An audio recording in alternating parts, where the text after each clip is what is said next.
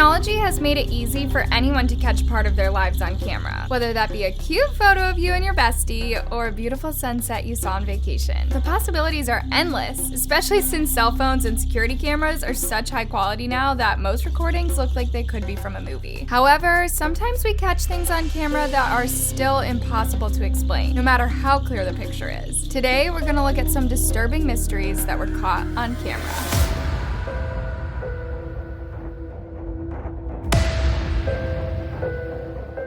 16-year-old Michaela Bally was known for being quiet, shy, and the kind of girl that liked to make friends online. She seemed to be kind of lonely. She had friends at school, but no one really hung out with her in their free time. She mostly stuck to playing video games like League of Legends and talking to people over social media. On April 12, 2016, Michaela was dropped off at Sacred Heart High School by her grandmother just after 8 a.m., and the events that followed after are some of the most bizarre ever caught on camera. She was spotted on CCTV putting her things into her locker at school before leaving the building just before 8:30 a.m. From there, she left the school through a back exit and walked to a bank where she took out $55. Next, she went to a pawn shop and tried to pawn a silver ring, but changed her mind. CCTV caught Michaela as she entered a combined Tim Hortons and Wendy's restaurant. She bought a drink and sat in a booth. There's a few things to note here. One is that she's taking a phone call and keeps looking towards the entrance to the restaurant, which suggests she's waiting to meet somebody. However, there were no records of any phone calls on Michaela's phone, meaning she could have been using FaceTime or Kik, which she was known to use. Also, she's carrying a backpack. This is unusual because, according to her friends at school, Michaela almost always carried a purse to school. The footage shows Michaela going in and out of the restaurant through two different exits, and at one point she moves to another booth and texts her friend Shelby saying, "Hey, I need help." Strangely, a few minutes later she texted her again saying, "Never mind, I figured it out." During this time, she approached a woman sitting at a table next to her booth and asked her to help her book a hotel room. Sensing something weird was going on, the woman refused and Michaela left a few minutes later while taking yet another phone call. The last time Michaela was seen on CCTV was at her school, which she returned to around noon. She met two of her friends and told them she was taking a bus to Regina, 2 hours away from her home of Yorkton. According to sources, after she left the school, Michaela walked to two different bus depots and tried to find ways to get to Regina, but all the buses that day left too late. Her friends said that Michaela talked often about going on vacations to places like Regina, but the events of that day seemed like a strange way to go about it. Michaela's phone was turned off sometime that afternoon, and she never came home. To this day, no one knows where Michaela went or who she was talking to on the phone all day. Many believe that she could have met someone on Kik, a private messaging app that doesn't record data and makes it almost impossible to track its users. This makes Kik a popular app for human traffickers, and it's thought that Michaela could have fallen victim to one pretending to be her friend or a boy with a romantic interest in her.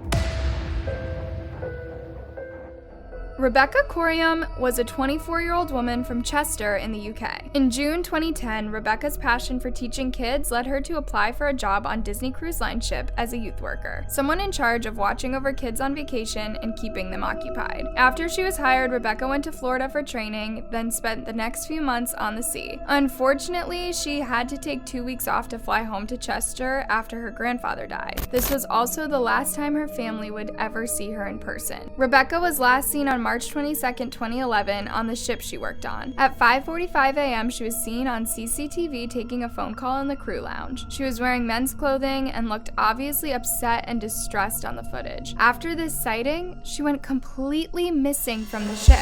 When she didn't show up for work later that morning, the rest of the crew began searching the ship, but she was nowhere to be found. The United States Coast Guard and the Mexican Navy were contacted and asked to search the surrounding area of ocean they'd just come from. 3 days after she disappeared, Disney contacted the Royal Bahamas Police Force to carry out an investigation. It was thought that Rebecca had gone to Deck 5 after finishing her phone call, which contains the crew's personal pool. Investigators said the most likely scenario was that Rebecca had gone to the deck and been pulled overboard by a rogue wave. This theory and the investigation was judged badly by Rebecca's family and the press, who couldn't understand how Rebecca could have fallen overboard when there was a 6-foot fall around the area she was supposed to have fallen from. In 2011, journalist John Ronson went undercover on the very ship Rebecca disappeared from as a man on vacation. He spoke to the staff, and while most of them said they were happy on the ship and they loved their jobs, one told him something more sinister about Rebecca's disappearance. Disney knows exactly what happened. That phone call she had, it was taped. Everything here is taped. There's CCTV everywhere. Disney has the tape. To this day, we still don't know what happened to Rebecca. Some believe she did fall off the ship in a tragic accident, something she was so unhappy on the ship that she could have jumped. Some even think she could have been murdered. Unfortunately, she was just one of 171 people to go missing on cruise ships between 2010 and 2011.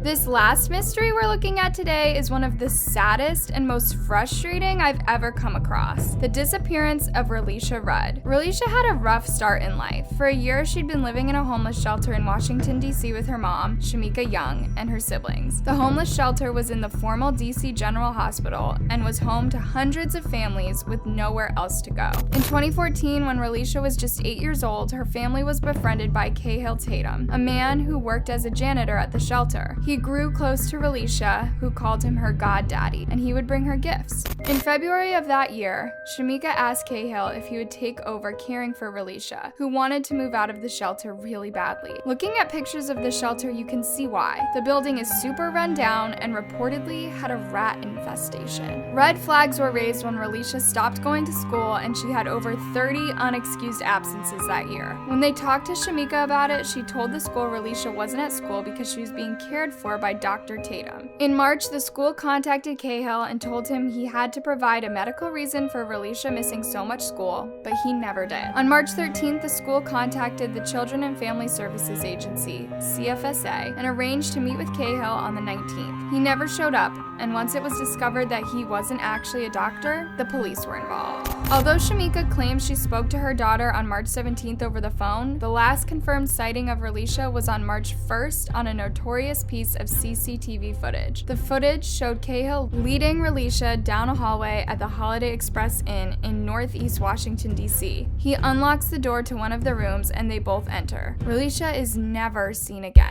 Shamika was hesitant to file a missing persons report because she believed Relisha was safe with Cahill. According to reports, she was also concerned that talking to the police would result in her children being taken into foster care. In 2010, social workers discovered that Shamika was medically neglecting one of her children and often left them home alone in unsafe conditions. Since Relisha went missing, the authorities have been criticized for not putting the health and well-being of Shamika's children first. The strangest thing about the footage is no one knows if there's a video of Relisha leaving the room. However, that same day, Cahill purchased a shovel and a giant garbage bag, so it's safe to assume his intentions with Relisha weren't innocent. The worst part is we will never get to hear from Cahill himself about what happened to Relisha. It was discovered that either that night or the next morning, Cahill shot and killed his wife at the Oxon Hill Motel in Maryland. The two were in the process of getting a divorce, but no one knows why. Many suspected that she grew suspicious of what Cahill wanted to do with Relisha, and maybe she found out he was up to no good. He could have killed her so she wouldn't report him.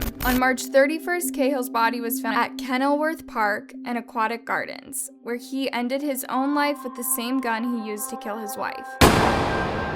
According to witness reports, he'd been spending a lot of time at the park and was seen there with a shovel around the same time Relisha went missing. It was thought maybe he'd buried her there, but 6 years later, Relisha's body still hadn't been found and no one knows what happened to her. All investigators have is the haunting footage of 8-year-old Relisha disappearing into a hotel room with a man who died to avoid talking to the police. The footage we've looked at today only gives us a glimpse into the last hours of these missing people. Even though it's obvious that in all cases something wasn't right, we may never know what was wrong in their lives that led to their mysterious disappearances. Hopefully, one day, their families get the answers that they're still looking for years later. Thanks for watching today's video. What do you think of these disturbing mysteries? Do you think there's any chance these people are still out there alive somewhere? I can't wait to read what you guys think down in the comments below. Bye!